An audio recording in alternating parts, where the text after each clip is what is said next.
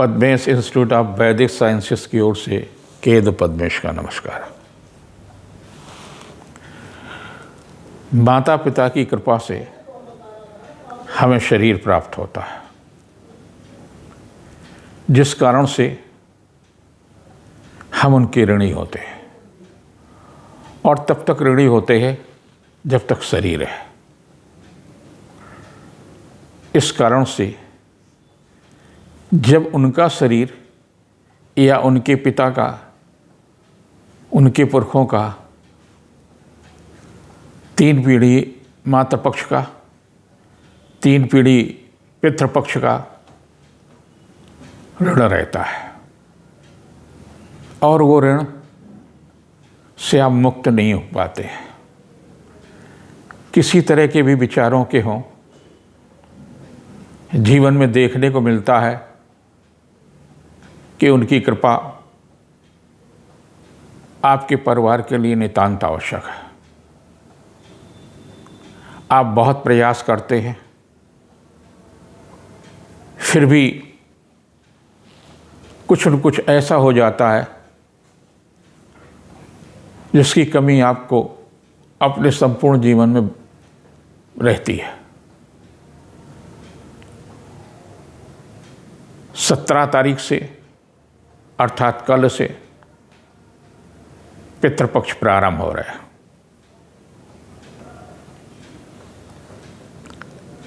तिथि की हानि होने के कारण से प्रतिपदा का जो श्राद्ध होगा वो 18 तारीख को होगा, और पूर्णिमा का जो श्राद्ध जिन लोगों के यहाँ होता है वो 17 तारीख को होगा। 17 तारीख को अनंत चतुर्दशी भी है, और बुढ़वा मंगल भी है। ऐसी स्थिति में पूर्णिमा भी का पर्व रहता है, लेकिन जिनके यहाँ पितृ पूर्णिमा के दिन उन्होंने का शरीर शांत हुआ है, केवल वही श्राद्ध पूर्णिमा के दिन करते हैं। जिस स्थिति को आपके पितृ का शरीर शांत हुआ है, उसी तिथि को आप श्राद्ध कर्म करते हैं। इसमें तर्पण नितांत आवश्यक है। तर्पण बहुत कठिन नहीं है। आप एक थाली में जल ले लें, थाली किसी भी हो की तरह से हो सकती है, स्टील की भी हो सकती है या किसी अन्य धातु की हो सकती है।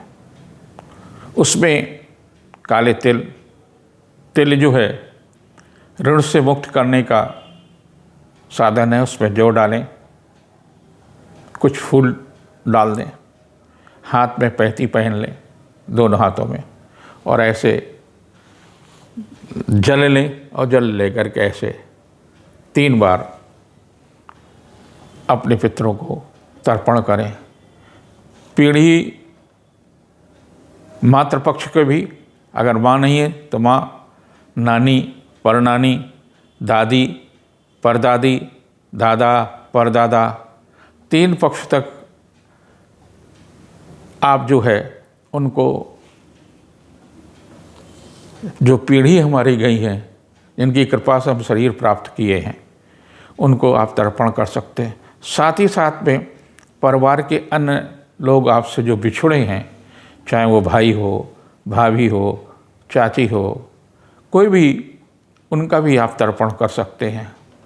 जिन स्त्रियों के पति शांत हो गए हैं, उन स्त्रियों को भी तर्पण करने की शास्त्र अनुमति प्रदान करता है, वो भी तर्पण कर सकती है। तो किसे नहीं करना है, किसे नहीं करना चाहिए, अगर गुरु ने आपको दीक्षा दी है तो आप उसको, गुरु को भी तर्पण कर सकते हैं। आपका शरीर उनका नहीं है तो उनको आप तर्पण कर सकते हैं। इस प्रकार से ये 2 अक्टूबर तक तर्पण का कार्य रहेगा। 2 अक्टूबर को पितृ विसर्जन है। इस बात का खास ध्यान रखें कि जब हम आह्वान करते हैं तो उनको सम्मान के साथ स्थान देते हैं। उनकी परंपराओं का निर्वाह करते हैं और विसर्जन करना हम न भूलें। अलग अलग देवी और देवताओं का पूजन का विधान है, इसी प्रकार से पितरों के भी पूजन का एकदम अलग विधान है। जब हम श्राद्ध कर्म करते हैं तो दोपहर में करते हैं, और जब हम आह्वान करते हैं देवता का या देवी का, उनको स्थापन करते हैं और विसर्जन करते हैं तो ब्रह्म मुहूर्त यानी प्रातःकाल करते हैं। लेकिन इसमें इस बात का ध्यान रखना है कि श्राद्ध कर्म जो है आप दोपहर में ही करें, दोपहर का ही समय पितरों का समय होता है। सावधानी रखनी है कि आपके हर घर में प्रवेश द्वार पर देहरी होती है, तो जूते और चप्पल जो भी आप पहनते हैं वो बाहर उतारें और देहरी पर ना रखें। देहरी का भी अगर संभव हो सकता है तो पूजन करें, साधारण जल से ही आप कर सकते हैं।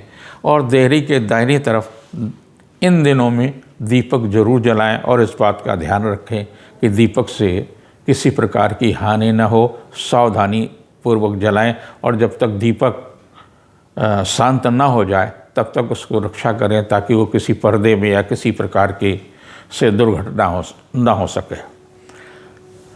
हम पूरी आस्था के साथ में एक ही स्थान पर रहें। इन दिनों में संभव हो सके तो यात्रा न करें, लेकिन जिन लोगों के माता पिता जीवित हैं वो यात्रा भी कर सकते हैं, नए वस्त्र भी पहन सकते हैं। सभी कार्य जो दैनिक उनके हैं जीवन के, वो उसी प्रकार के कार्य कर सकते हैं, उनको किसी प्रकार की वो नहीं है।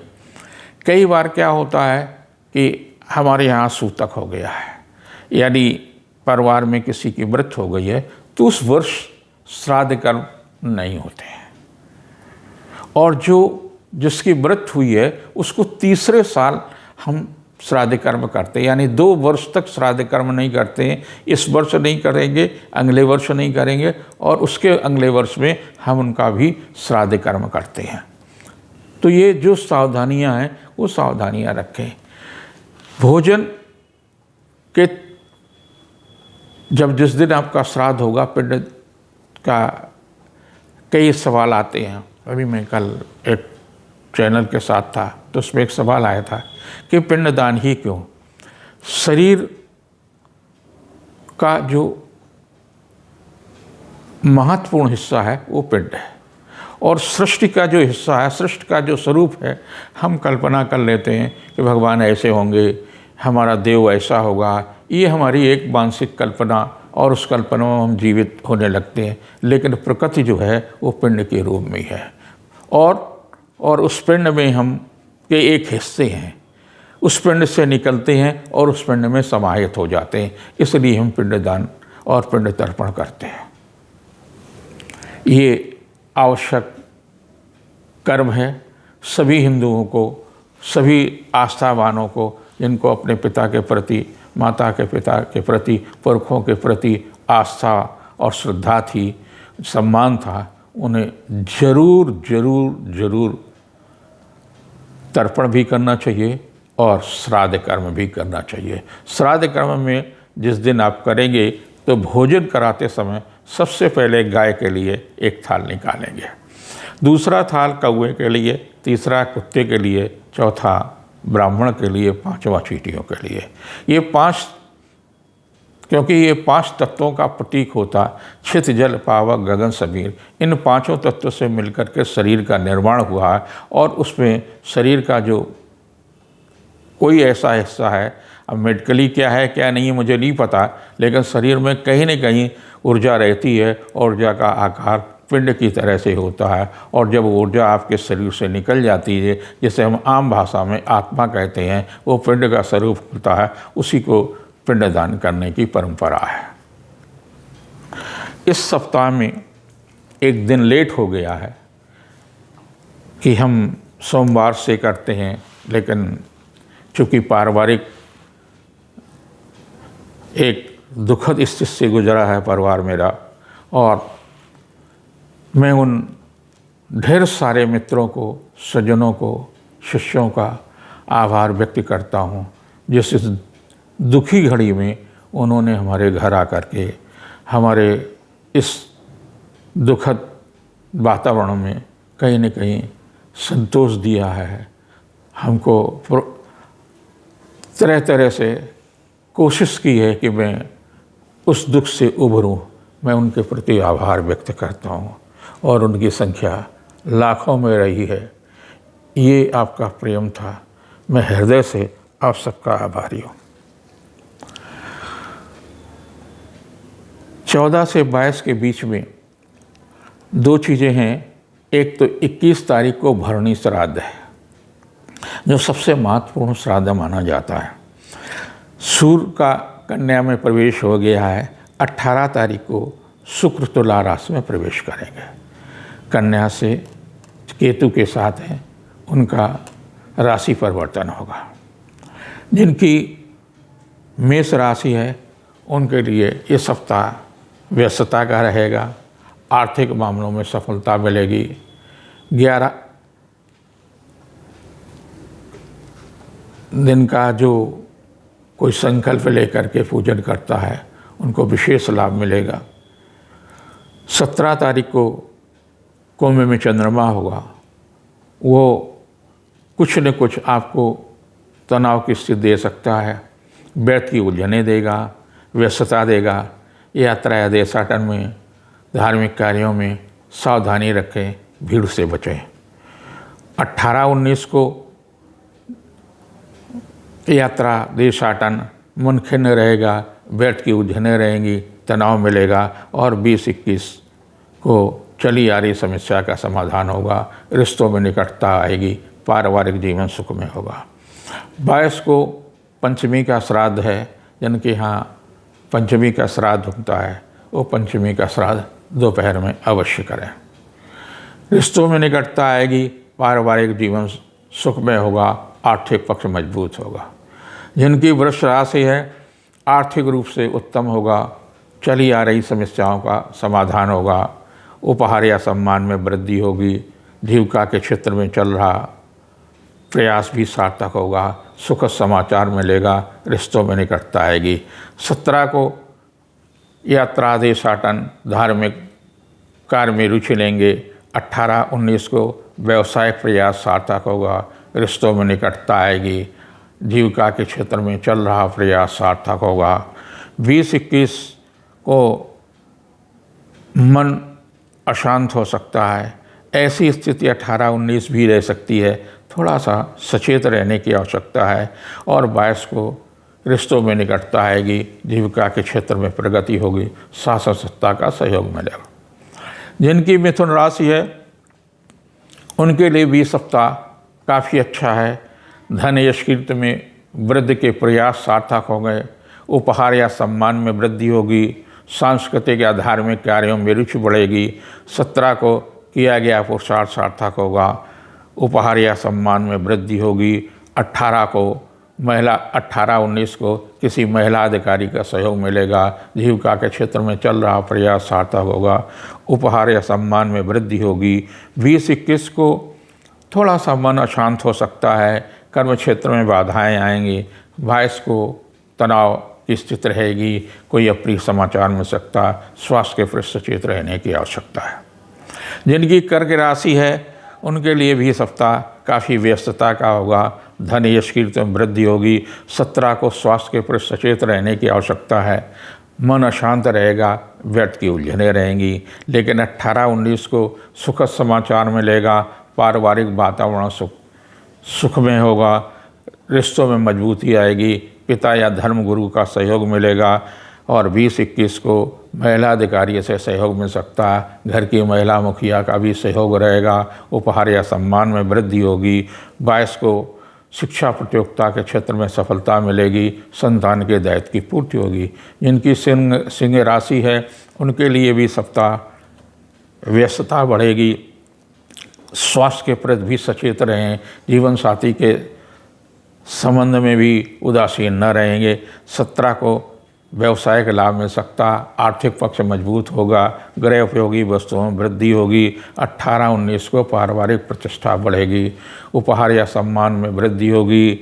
20-21 को जीविका के क्षेत्र में चल रहा प्रयास सार्थक होगा, सामाजिक प्रतिष्ठा बढ़ेगी, 22 को रिश्तों में मजबूती आएगी, शासन सत्ता से भी सहयोग लेने में सफलता मिलेगी।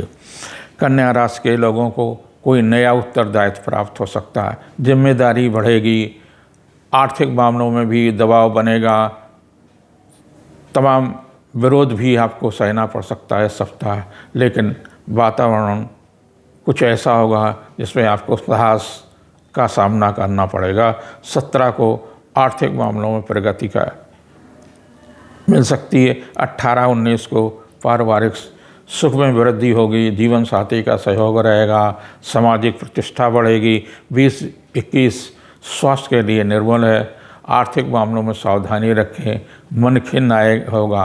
22 को धार्मिक या सांस्कृतिक कार्य में व्यस्त रहेंगे, पिता या धर्मगुरु का सहयोग मिलेगा, रिश्तों में निकटता आएगी। जिनकी तुला राशि है, आर्थिक मामलों में जोखिम ना उठाएं, धन हानि की आशंका है, व्यर्थ की उलझने रहेंगी, स्वास्थ्य के प्रति सचेत रहने की आवश्यकता है। 17 को रिश्तों में निकटता आएगी, पारिवारिक जीवन सुखमय होगा, आर्थिक पक्ष मजबूत होगा। 18-19 तनावपूर्ण तिथियां हैं, स्वास्थ्य के प्रति सचेत रहें, मन खिन्न रहेगा, तनाव रहेगा। 20-21 को जीवन साथी का सहयोग रहेगा, रिश्तों में निकटता आएगी, पारिवारिक जीवन सुखमय होगा। 22 को कहीं न कहीं तनाव की स्थिति से गुजरना पड़ता है, स्वास्थ्य के प्रति सचेत रहने की आवश्यकता, परिजन भेंट होगी। जिनकी वृश्चिक राशि है, यूँ तो आपकी राशि पर शनि का ढैया चल रहा है, लेकिन फिर भी धार्मिक और सांस्कृतिक कार्यों में रुचि लेंगे, उपहार या सम्मान का लाभ मिलेगा। 17 को किया गया पुरुषार्थ सार्थक होगा। 18-19 को बुद्धि कौशल से किया गया प्रयास सार्थक होगा, रिश्तों में निकटता आएगी, पारिवारिक जीवन सुखमय होगा। 20-21 को स्वास्थ्य के प्रति सचेत रहें, विरोधी सक्रिय रहेगा, मन खिन्न रहेगा। 22 को दाम्पत्य जीवन सुखमय होगा, व्यवसायिक प्रयास सार्थक होगा। जिनकी धनुराशि है, व्यवसायिक मामलों में सफलता मिलेगी, धार्मिक कार्य में रुचि बढ़ेगी, आर्थिक पक्ष मजबूत होगा। 17 को किया गया पुरुषार्थ सार्थक होगा, दूसरों से सहयोग लेने में सफलता मिलेगी। 18-19 को व्यवसायिक मामलों में प्रगति होगी, जीविका के क्षेत्र में लाभ मिलेगा। 20-21 को संतान के दायित्व की पूर्ति होगी, सामाजिक प्रतिष्ठा बढ़ेगी, बुद्धि कौशल से किया गया कार्य संपन्न होगा। 22 को मन खिन्न रहेगा, व्यर्थ की उलझने रहेंगी, स्वास्थ्य के प्रति सचेत रहने की आवश्यकता है। मकर राशि के लोगों के लिए यूँ तो शनि का आखिरी चरण चल रहा है, ढैया का यानी 7.5 का, फिर भी मन खिन्न रहेगा, स्वास्थ्य के प्रति सचेत रहने की आवश्यकता है। 17 को आर्थिक मामलों में सुधार होगा, व्यवसायिक प्रयास सार्थक होगा। 18-19 को किया गया पुरुषार्थ सार्थक होगा, रिश्तों में मजबूती आएगी, लेकिन कोई अप्रिय समाचार 20-21 को मिल सकता है। स्वास्थ्य के प्रति सचेत रहें, किसी तरह का जोखिम न उठाएं। 22 को संतान के दायित्व की पूर्ति होगी, आर्थिक मामलों में सफलता मिलेगी। कुंभ राशि के लोगों पर दबाव बढ़ेगा, शनि के 7.5 है और दूसरा ढैया चल रहा है, जिसके कारण से मन खिन्न रहेगा। आप पर दबाव बनाने का भी प्रयास होगा, लेकिन मन को मजबूत रखिए, किसी से समझौता न करें, अपने लक्ष्य के प्रति सचेत रहें। 17 को आत्मविश्वास में वृद्धि होगी, रिश्तों में निकटता आएगी। 18-19 को पारिवारिक प्रतिष्ठा बढ़ेगी, जीविका के क्षेत्र में प्रगति होगी। 20-21 को किया गया पुरुषार्थ सार्थक होगा, उपहार या सम्मान में वृद्धि होगी। 22 तनावपूर्ण तिथि हो सकती है, स्वास्थ्य के प्रति सचेत रहें, मन खिन्न रहेगा, धार्मिक कार्यों में रुचि लेंगे। मीन राशि के आप पर शनि के 7.5 की पहले ही ढैया है, जिस कारण से कहीं न कहीं मन खिन्न है, मन तनावपूर्ण है, स्वास्थ्य के प्रति सचेत रहने की आवश्यकता है। 17 कुछ ऐसी ही तिथि है जिससे मन खिन्न रहेगा, व्यर्थ की उलझने होंगी। 18-19 को पारिवारिक और व्यावसायिक मामलों में सफलता मिलेगी। 20-21 को आर्थिक पक्ष मजबूत होगा, दूसरों से सहयोग लेने में सफलता मिलेगी। 22 को पारिवारिक प्रतिष्ठा मिलेगी, धन यश कीर्ति में वृद्धि होगी। आप सबको पुनः मैं आभारी हूँ जिन्होंने हमारे पुत्र शोक में मुझे सांत्वना दी है। उन सभी का ढेर सारे पत्र आए, ढेर सारे संदेश आए हैं, ढेर सारे लोगों ने आकर के मुझे सांत्वना दी। मैं उनका हृदय से आभारी हूँ, ऋणी हूँ।